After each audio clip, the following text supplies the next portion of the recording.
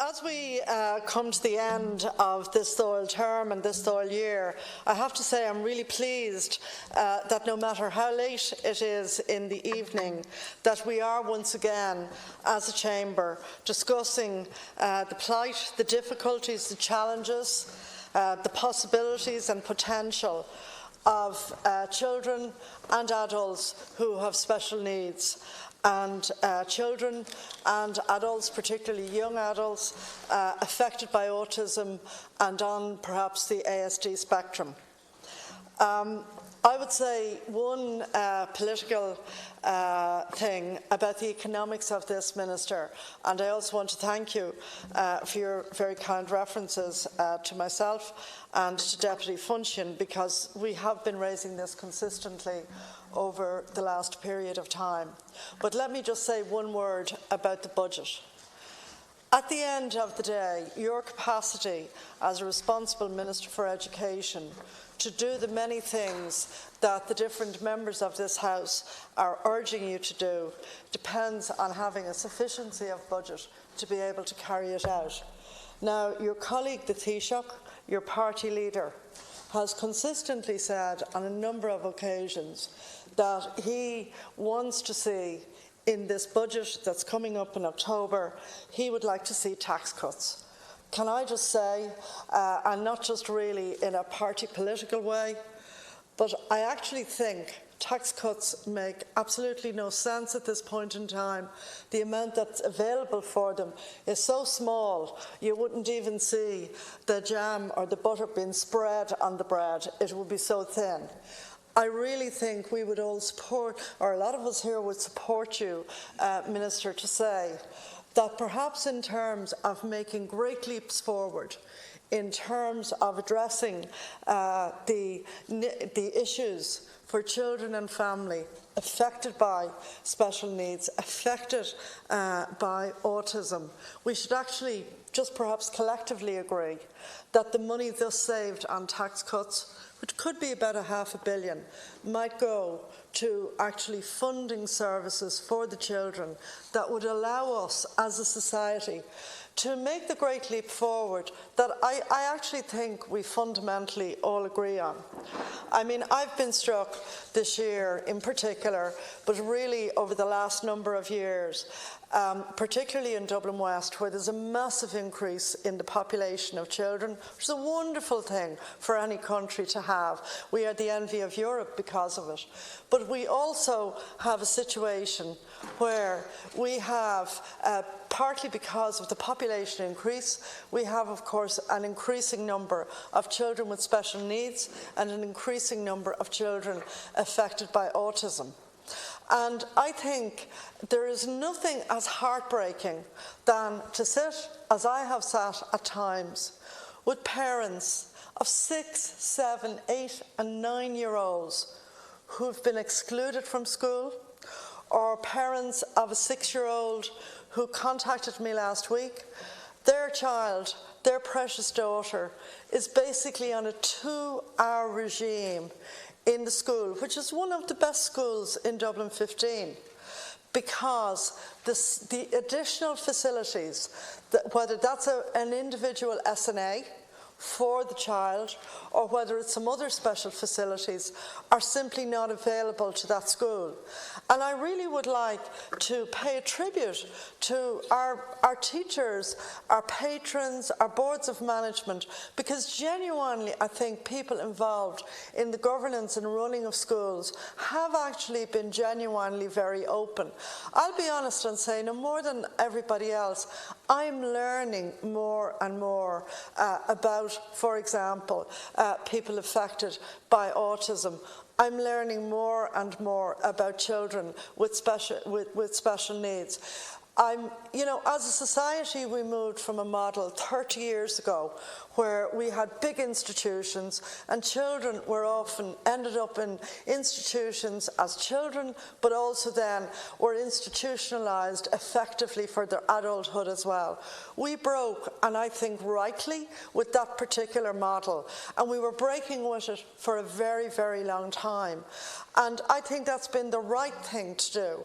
So I do think now we we've reached another crossroads, and I'm glad that the Dublin West model, where we have had hundreds of parents at a series of meetings in Dublin West, attended by all of the deputies from Dublin West, and I'd like to mention Jack Chambers and to mention the Taoiseach himself and Deputy Coppinger. We have all attended these meetings, most of the councillors have attended the meetings, and we have listened to really impassioned presentations by parents whose, hearts are often breaking, but whose, if you like, physical capacity to continue doing some of the things they have to do to facilitate their precious child, they really, in some cases, it's almost at a breaking point.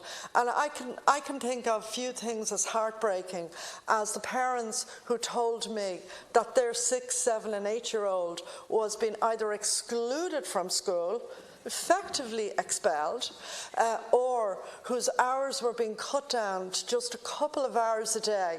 I mean, what does it mean to a parent who's told your child is only going to get 2 hours? And I want to commend all of the WhatsApp groups as well that parents have set up in the country, and also the As I Am organisation, because I think that's been tremendously helpful to a lot of members of this House, where again it's an organisation of young adults and of students, in many cases affected themselves and on the spectrum. And I think again their wisdom, their thoughtfulness, the way they have set out what they have to say about their experience, I think it's been a learning experience for everybody. And I'm also very clear that early intervention does make a difference, because during my long time teaching at 3rd level in the DIT, now the Technical University of Dublin, I've encountered many adults who as children were diagnosed as being on the spectrum, but in fact through resourcing, education and all the other supports that people may require, were able then to go on, and in many cases their superb intelligence then became available to the rest of us. Now I know that's not everybody affected by special needs, but it is some people, and it's really important that we should be in a position as a society to celebrate and acknowledge and recognise.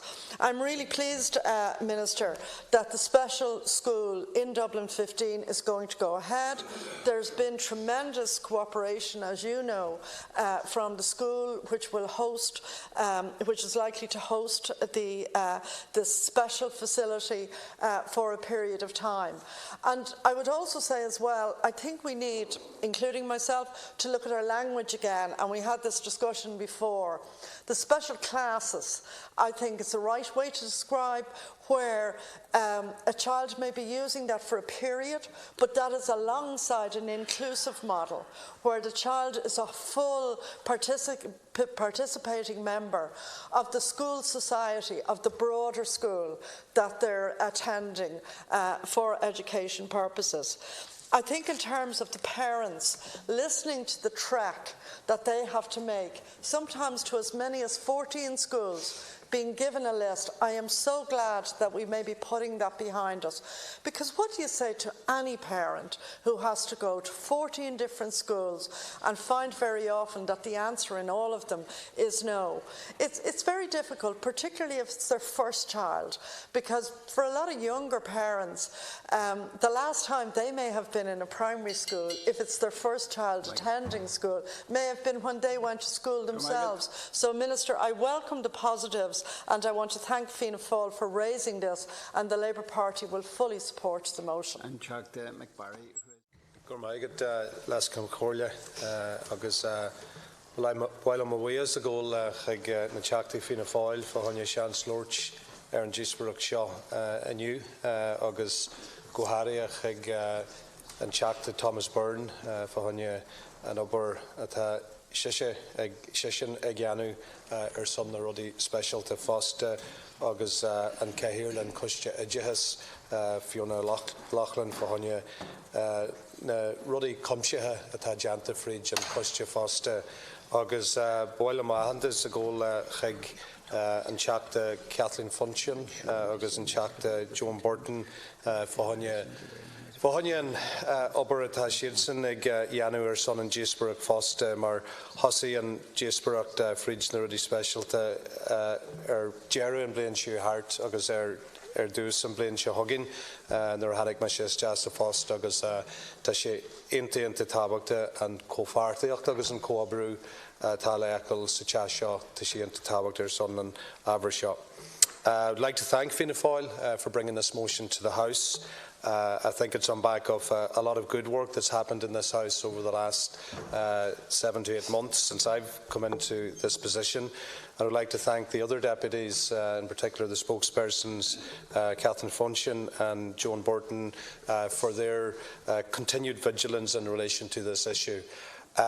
This is a challenging area, and while we may say it's a challenge politically and financially and resource-wise, it's a particular challenge for the parents of young people with special challenges, unique challenges, very bright, capable young people, autistic children, and all the parents are looking for here is a level playing field, fair play, and an opportunity for them to realise their potential. And I know that's exactly what everybody is going to be articulating here tonight, and I know it has been echoed tonight by the deputies who have already spoken. And every time I speak publicly on this issue, we talk about the resources that we're putting into it. We're putting in nearly €2 billion out of an €11 billion budget. So €1 out of every €5 is going into special education. But there's still so many things we're not getting right. There's so much work that still needs to be done. And there is a communication issue between parents on the ground, what schools are available, and the onus, the way this model is set up, the onus is on the parents to an extent to do all the running. And when you're a parent and you're doing the job of parenthood, there's a lot going on without having to do extra work on top of that when you look at the next door neighbour maybe that doesn't have to do the same running. And that's why I want to really pursue the idea of the school inclusion model. We've set up the pilot. We're going to invest €4.75 million this September in trying to develop a model whereby the HSE is not working in parallel to the Department of Education. I want to see proper inclusive education in the classroom. We're going to see it in 75 schools in West Dublin, Wicklow and Kildare from September, where we will have an opportunity to see occupational therapists, speech and language therapists, behavioural therapists and SNAs and special education teachers working together and trying to realise the full potential of students with special challenges. That is a challenge. We will evaluate the pilot, and it's obviously up for governments, whoever may be in at that stage, to decide how we extend it and how we move forward from that.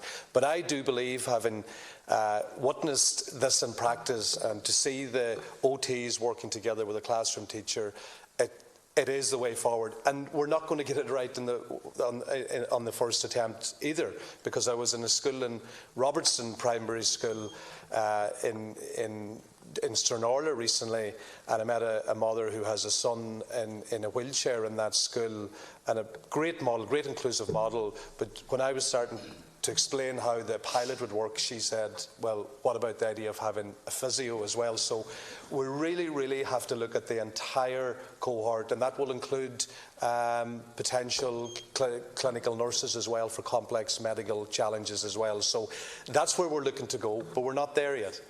And the only way we're going to get there is through working together and trying to figure out a better way. We're spending €207 million on school transport.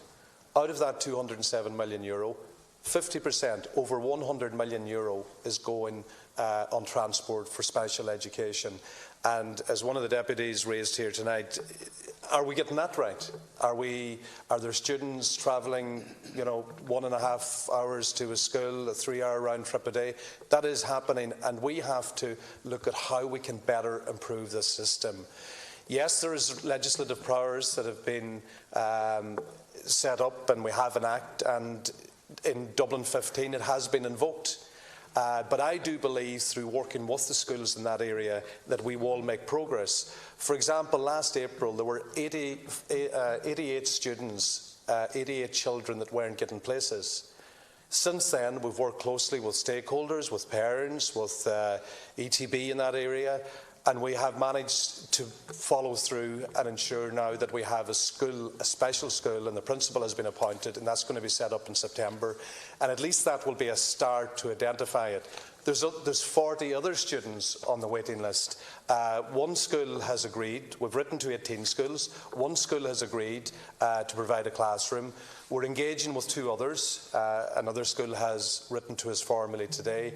So that would, if we can get those 3 schools across the line, we're up to 18 students, so we're nearly halfway, and we have another 3 schools, hopefully, to buy into that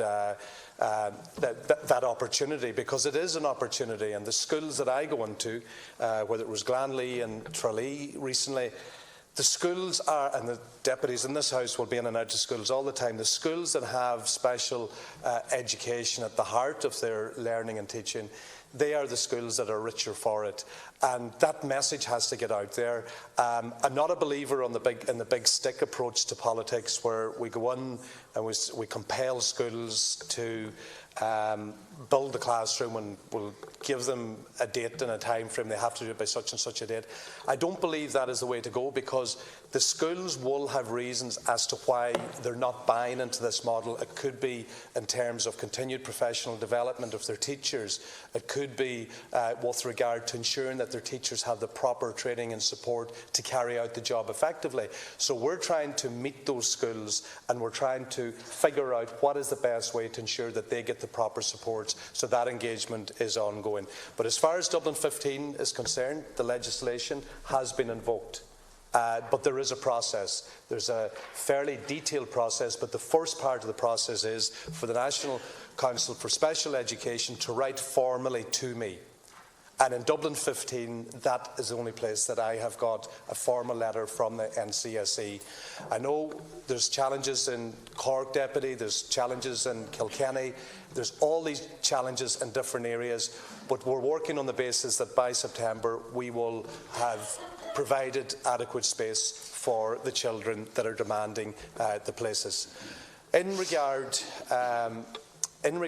to the legislation proposal for reduced timetables, there is work ongoing with TUSLA at the moment. It's very important work. It may need legislation, it may not, but I think it's too early to tell. But I know that is framed in part of the motion as well. I'm happy to support this motion on the understanding that we continue to make this a proper all-inclusive conversation. And I'll do my best through my channels and through my office and the officials who work with me on this. There's no magic wand. There's no template there that we're working from, because Ireland is actually leading the way. I know other countries, Canada is very much focused on putting special education at the heart of their inclusive education agenda, but we are leading the way. And when I was in Finland recently, they are looking at the Irish model. But we also have to think all the time about the parent that feels that they are the ones that have to push for this. And secondly, this idea of diagnosis and this idea of the parents have to come up with a clinical diagnosis, we're going to do away with that. And that is the whole idea of having the school pilot model and looking at preschool right through to primary school, so we have the information as we go the whole way through, and I know that's something that the Education Committee have been looking at for a while as well. But while I'm away as a rich goal hag na teachta fáhanne and Jesbrach Shaw, ach níl sé críitnithe agus tam sanach go bheith an Jesbrach into tábhachta son na duine áige agus na tuismirí fásta ar an tabair seo. Gur maigad leis go hiarla.